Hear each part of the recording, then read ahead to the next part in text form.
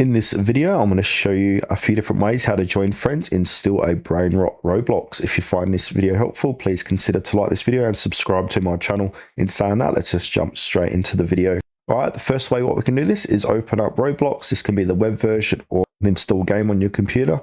And then go to your friend's profile. If they're currently playing Steal A Brainrot, a join game or join button will appear on their profile. Click it to join their server. So now this works for regular public servers when the friend's server is joinable.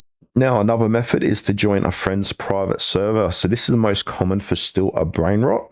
So there are two ways people usually share private servers for this game. So the first way is click a private server link your friend sends. So many players share server links. So go ahead and click the link while logged into Roblox and it will take you straight into that private server if there's space and the server owner allows joins. Second way is have the server owner invite you. So the private server can invite specific Roblox users from the game's configure private server settings or send you the share link. If invited, accept the invite or use the share link to join.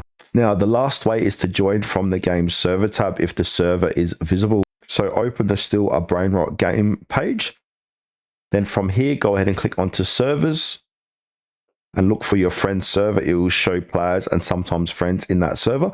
Click join next to the server if it's joinable.